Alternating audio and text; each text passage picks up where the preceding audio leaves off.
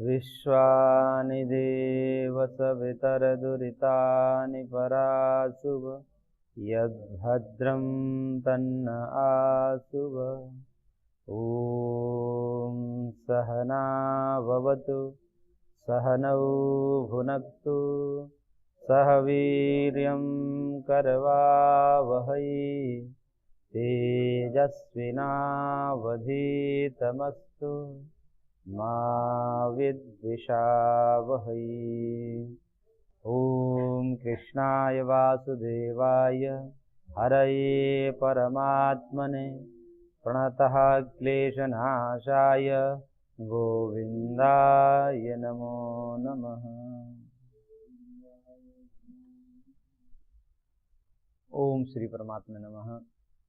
श्रीमद्भगवद्गीतामृतम क्षेत्र क्षेत्रज्ञ विभाग योग नामक 13वें अध्याय पर हम चर्चा कर रहे थे, जिसमें क्षेत्र और क्षेत्रज्ञ का विभाग बताया कि ये शरीर ही क्षेत्र है और उस क्षेत्र का भगवान ने 24 तत्वों का जो समुदाय है, सांख्य की दृष्टि से देखें तो प्रकृति, जो मूल प्रकृति माया है, अव्यक्त है, त्रिगुण है, वो स्वयं जगत की कर्त्री है, उपादान कारण है, और उस माया के बाद जो महतत्व है, बुद्धि तत्व, फिर अहंकार है, फिर एकादश इंद्रियां हैं, पंच तन्मात्र हैं, पंचभूत हैं और उनके विषय हैं, फिर जब जगत उसी के संयोग से बना है। यानी कि कुल मिलाकर के 24 तत्वों के सहयोग से ये जगत, जो जड़ जगत है, मन बुद्धि प्राण, ये सब जड़ ही हैं, ये 24 तत्वों के समुदाय से बना है। और उसमें से जो क्षेत्रज्ञ है वो 25वां है। तो कुल मिलाकर 25 तत्व सांख्य के दृष्टिकोण से, वही यहाँ पर भगवान ने सांख्य के ही तत्वों का वर्णन किया कि जो जितने भी जड़ है वो सब क्षेत्रभूत है, उसको क्षेत्र कहा। और अब चूंकि आगे क्षेत्रज्ञ कहेंगे, लेकिन उससे पूर्व भगवान ने कि क्षेत्रज्ञ जो है वो जे हैं, आगे कहेंगे, तो क्षेत्रज्ञ को ही आगे जयम यत्तत्परक्षामि यज्ञात्मामृतम अश्नुते, आगे उसको कहेंगे। यानी कि वो क्षेत्रज्ञ ही जे हैं जिसको जान करके अमृतत्व की प्राप्ति होती है। तो क्षेत्र का वर्णन कर दिया, क्षेत्रज्ञ का आगे करेंगे, लेकिन बीच में उस क्षेत्रज्ञ को कैसे जाना जाए, उस क्षेत्रज्ञ का जानने का जो जे रूप है, जानने योग्य है, उसका साधन क्या है, उस साधन को ज्ञान कहते हैं। इस प्रकार ज्ञान, ज्ञेय और ज्ञानगम्य, ऐसा 3 भेद करके उसी क्षेत्र और क्षेत्रज्ञ को ही 3 भाग में बांट दिया। क्योंकि क्षेत्रज्ञ भी 2 प्रकार का होता है, एक जीव रूप और एक ईश्वर रूप। तो क्षेत्रज्ञ जो है एक शरीर, व्यक्तिगत शरीर को जानने वाला क्षेत्रज्ञ है, और एक सर्वक्षेत्रेषु भारत है, जो भगवान ने कहा समस्त क्षेत्रों में अनिश्चित है, विद्यमान है, अंतर बहिष्य भूतानाम येन सर्वमिदं ततम इत्यादि आगे कहेंगे। तो इस प्रकार से जो है उसी को क्षेत्र क्षेत्रज्ञ को 3 कह दिया, ज्ञान, ज्ञेय, ज्ञानगम्य। तो वह ज्ञान का साधन जो ज्ञेय का है, उसको पहले बताते हुए भगवान ने कहा कि अमानित्वम, अदम्यत्वम, अहिंसा, क्षांतिरार्जवम, आचार्योपासनम, शौचम, स्थैर्यम, आत्म विनिग्रह। कि अमानी होना चाहिए, मान का भाव जिसमें न हो, मान के प्रति जिनकी आसक्ति खत्म हो गई, मेरे को लोग माने, मेरी पूजा करें, मेरा नाम दे, मेरा यश गाए, मेरी बड़ाई हो, इस प्रकार से इसमें आसक्त रहने वाला जो नहीं, बड़ाई हो या न हो, अपना कर्म करता है। तो जो जिसमें मान, श्रेष्ठता का अभिमान न हो, वो अमानित्व है। तो अमानित्व होना चाहिए और अदम्भित्व होना चाहिए, दिखावा नहीं होना चाहिए, जो है उसका दिखावा नहीं होना चाहिए, दंभ नहीं होना चाहिए। अहिंसा होनी चाहिए, यानी कि हिंसा का भाव किसी भी प्रकार से किसी भी प्राणी की, सर्वदा सर्वभूतानाम अनभिद्रोह अहिंसा। तो अहिंसा जो है सदा सर्वदा सर्वभूतानाम अनभिद्रोह, सदा सर्वदा प्रत्येक प्राणियों पर, जीव मात्र पर दया करना, ये अहिंसा है। अहिंसा से वो भगवान प्राप्त होंगे। शांति, समाजशीलता से प्राप्त होते हैं, बदले की भावना नहीं होनी चाहिए, उससे द्वेष बढ़ता है। आर्जवम, ऋजुता होनी चाहिए, सरलता होनी चाहिए, कुटिलता नहीं होनी चाहिए, सरल होना चाहिए व्यक्ति को। और आचार्यों को सानिध्य में रहना चाहिए, गुरुजनों के सानिध्य में रहना चाहिए, शास्त्र के सानिध्य में रहना चाहिए। और शौच, शुचिता होनी चाहिए जीवन में। अंतर और बाह्य 2 प्रकार की शुचिता होती है। बाह्य शुचिता जो मिट्टी जल आदि से शरीर और वस्त्र के दृष्टिकोण से है, जहाँ रहते हैं वो आवास के दृष्टिकोण से वहाँ पर साफ सुथरा होना चाहिए, और आंतरिक शुचिता भी होनी चाहिए। आंतरिक शुचिता, राग द्वेष न हो, सब में प्रीति हो, सब में प्रेम हो, सबको ब्रह्म भाव से देखे, इस प्रकार से होना चाहिए, किसी में राग द्वेष न हो। तो इस प्रकार से आंतरिक शुचिता भी होनी चाहिए, और स्थिरता होना चाहिए, स्थैर्य, अपने लक्ष्य के प्रति मन का एकाग्र होना, और आत्म विनिग्रह, वह जो अंतःकरण आदि कभी कभी मन भटकता है, लक्ष्य से भटक करके संसार में जाता है, संसार के विषयों में जाता है, तो वहां से मन को हटाना, इसको आत्म विनिग्रह कहा जाता है। यानी कि मन का संयम, अंतःकरण का संयम करना, इंद्रियों का संयम करना, ये आत्म विनिग्रह कहलाता है। तो इंद्रियों को संयम करके उसको भगवान में लगाना, संसार से हटा करके, संसार के भोग वासनाओं से हटा करके भगवान में लगाना, यही स्थैर्य और आत्म विनिग्रह का तात्पर्य है। और आगे कह रहे हैं भगवान श्लोक संख्या 8 में, इंद्रियार्थेषु वैराग्यम अनहंकार एव च जन्म मृत्यु जरा व्याधि दुख दोषानुदर्शनम।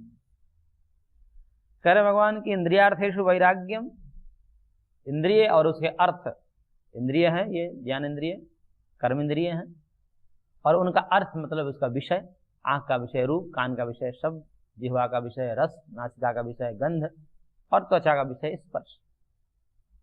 उसमें भी 3 भेद होते हैं, रूप रस गंध स्पर्श के भी 3 भेद होते हैं, सात्विक रूप, राजसिक रूप, तामसिक रूप। गंध के भी इसी प्रकार 3 भेद कर सकते हैं, सात्विक गंध, राजसिक गंध, तामसिक गंध। तो इस प्रकार से 3 प्रकार के जो विषय हैं इंद्रियों के, उन विषयों में से जो राजसिक और तामसिक विषय हैं, उससे मन का वैराग्य हो जाना,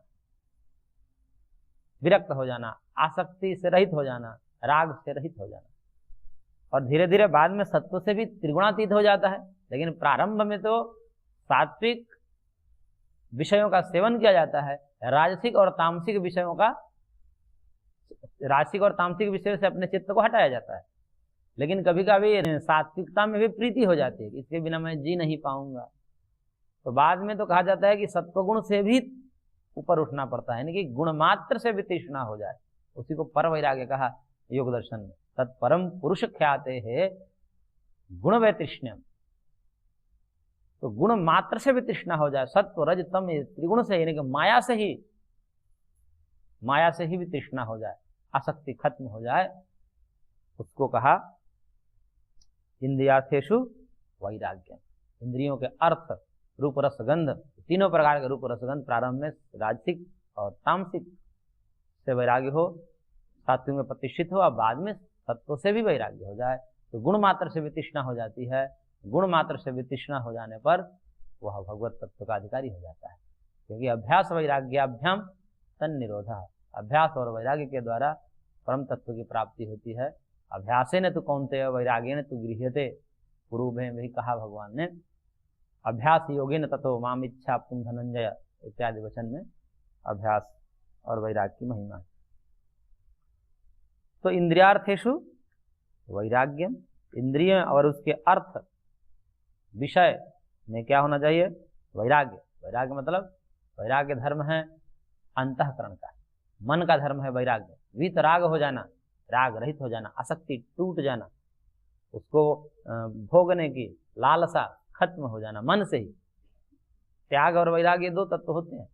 त्याग होता है इंद्रियों के स्तर पर, मन तो कर रहा है परंतु हम जबरदस्ती मन को वहां से हटा रहे हैं, इंद्रियों को हटा रहे हैं, इंद्रियों को भोग से हटा रहे हैं, लेकिन मन में उठ रहा है, इसको कहते हैं त्याग।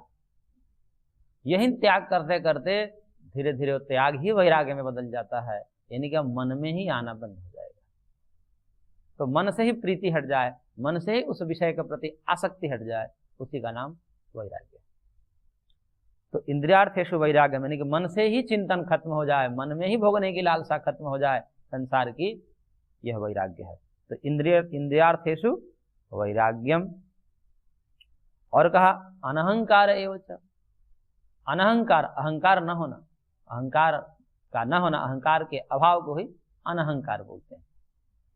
तो अहंकार नहीं होना चाहिए किसी भी कार्य में, चाहे अपने कर्म में अहंकार हो जाता है तो मैं कर्म करता हूं इस प्रकार होता है, और जब कर्म में अहंकार हो जाता है तो फल में भी अहंकार हो जाता है कि ये मेरा है।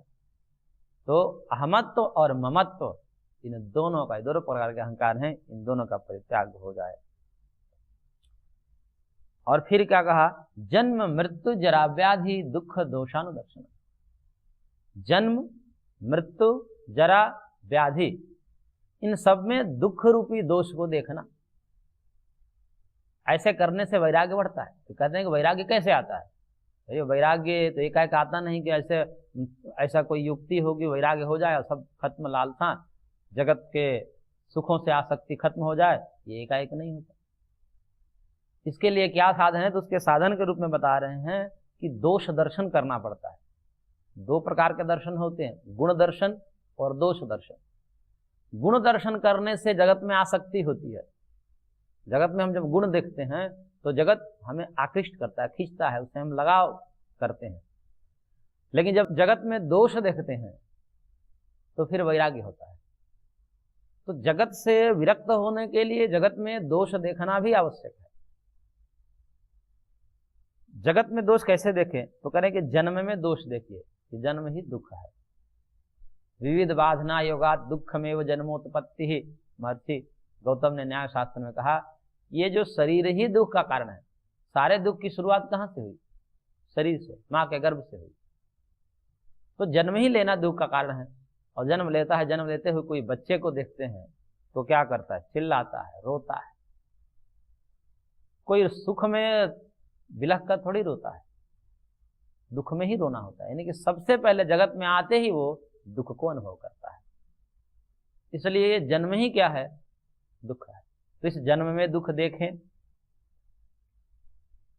और फिर मृत्यु, भाई जन्म लिया तो जन्म को लेते ही दुख का अनुभव किया, और फिर जब मृत्यु को प्राप्त होते तो मरण भी एक दुख है। तो कोई व्यक्ति मरना चाहता है क्या? मरना कोई नहीं चाहता, लेकिन फिर भी मृत्यु होती है, और मृत्यु सबसे बड़ा दुख है। तो कह रहे हैं कि मृत्यु में भी दोष को देखें, जन्म में भी दोष को देखें, और इसके मध्य में क्या आता है? तो उसके बीच में जो है जरा, बुढ़ापा। सबसे दुख का काल तो बुढ़ापा ही होता है। बचपन तो मौज मस्ती में निकल जाता है, जवानी भी मौज मस्ती में ही निकल जाती है, परंतु सारे दुख जो हैं वह बुढ़ापे में आने लगते हैं। तो एक तो बुढ़ापा साक्षात दुख है, और इंद्रियां आदि शिथिल हो जाती हैं। वैद्य आदि मना कर देते हैं कि आप खा नहीं सकते, खाने की इच्छा है पर खा नहीं सकते, खाने का सामर्थ्य खत्म हो गया।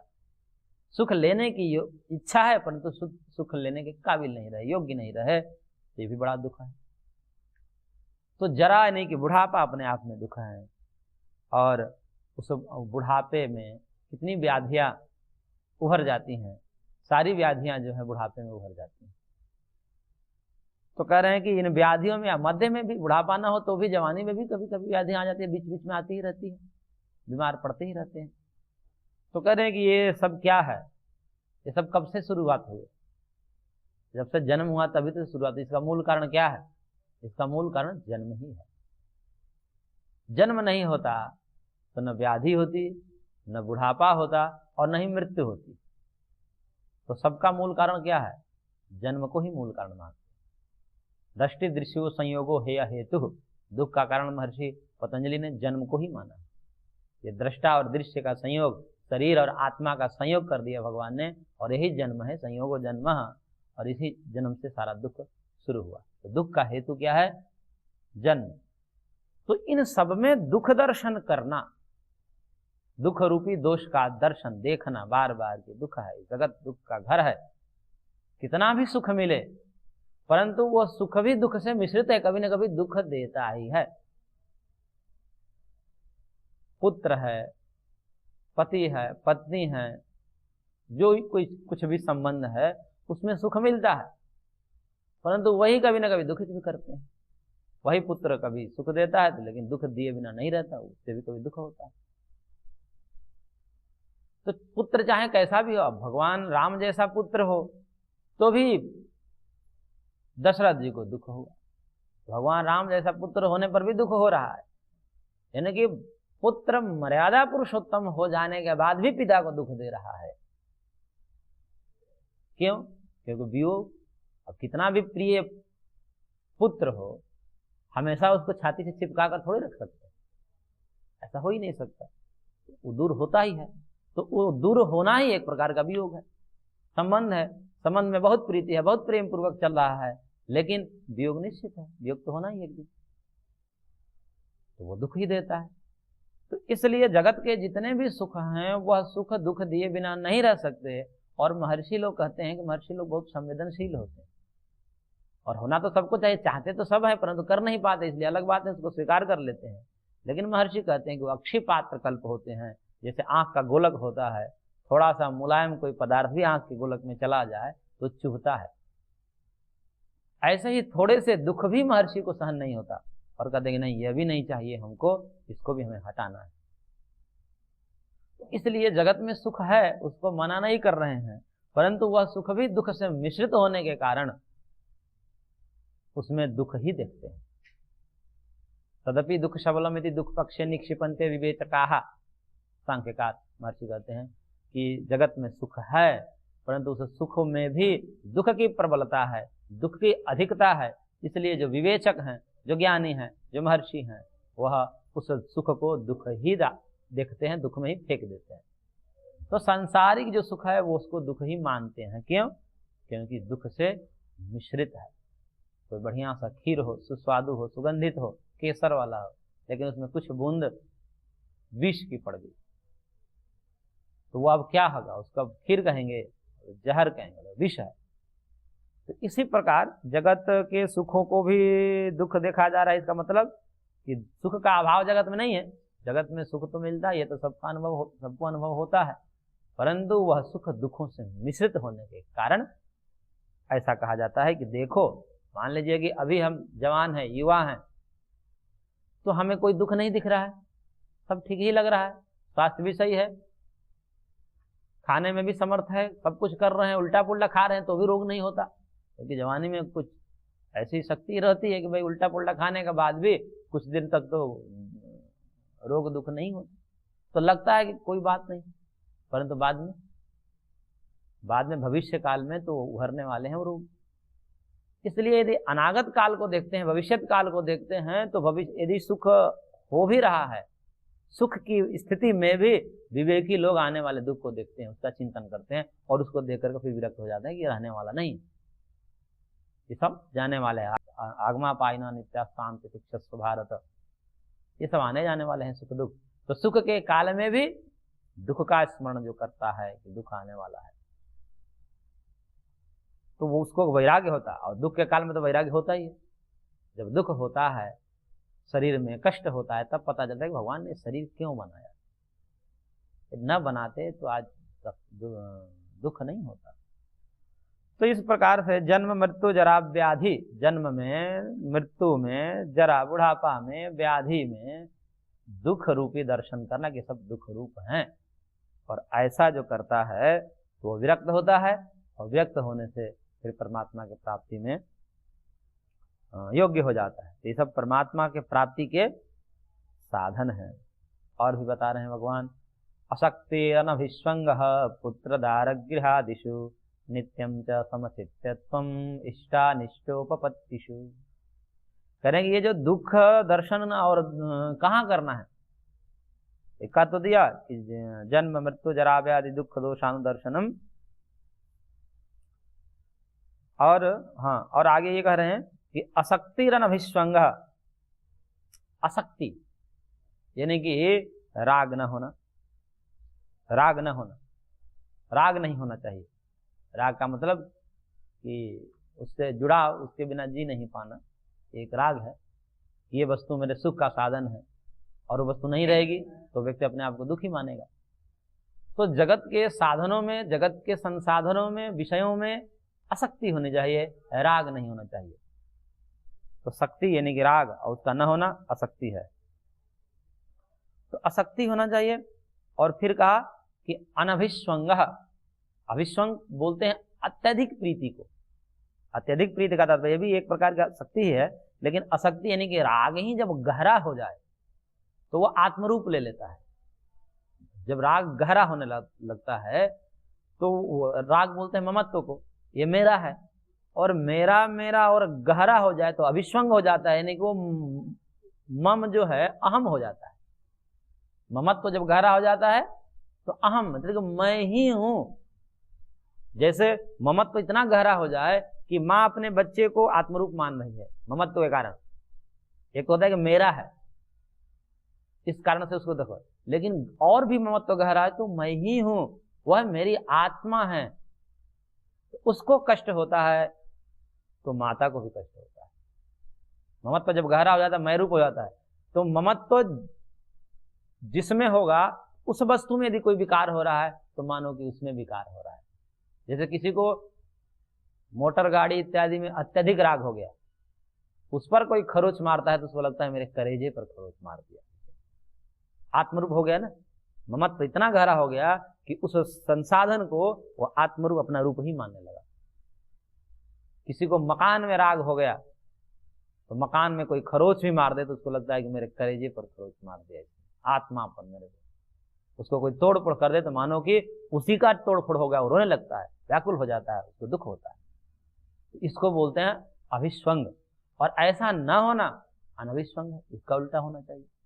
ऐसा नहीं होना चाहिए कि जगत की में इतना आसक्त हो जाएं कि जगत के पदार्थों को, जगत की वस्तुओं को, जगत के व्यक्तियों को अपना रूप ही मान ले, और अपना रूप माना। जगत इतना विस्तार है और कहीं ना कहीं किसी को कुछ ना कुछ होता ही रहता है, फिर व्यक्ति निरंतर दुखी रहेगा।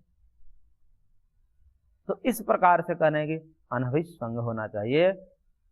आसक्ति अत्यधिक अतिशय आसक्ति नहीं होनी चाहिए।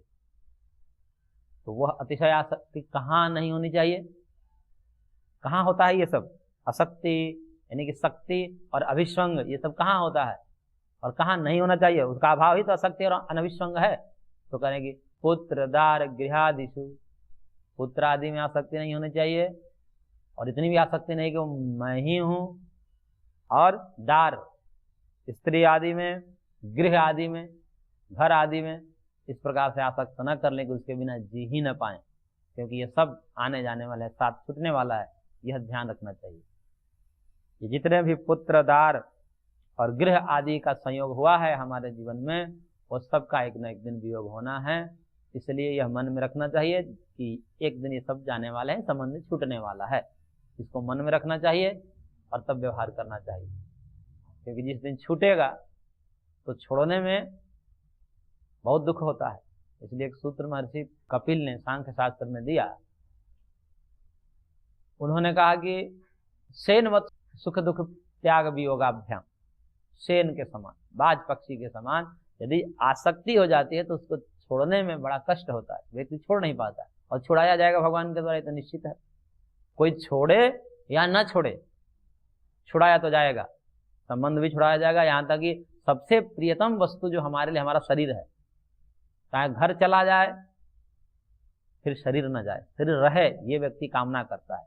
चाहे संपत्ति चली जाए लेकिन व्यक्ति का शरीर रहे। यहाँ तक कि पुत्र, स्त्री, पिता इत्यादि भी चला जाए तो भी मैं रहूं, मेरा शरीर रहे, ये सबकी कामना होती है। और यह सबसे प्रियतम वस्तु जो शरीर है, इसको भी छुड़ाया जाएगा। अब जिस दिन छुड़ाया जाए, अब शरीर में भी आसक्ति इतनी है कि शरीर रूप ही हम अपने को मान रहे हैं।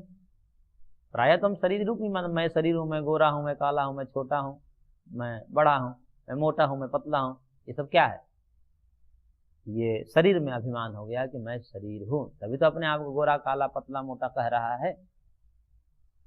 और कभी अभ्यास ही नहीं किया कि मैं शरीर से भिन्न आत्म तत्व हूं, कभी विचार ही नहीं किया।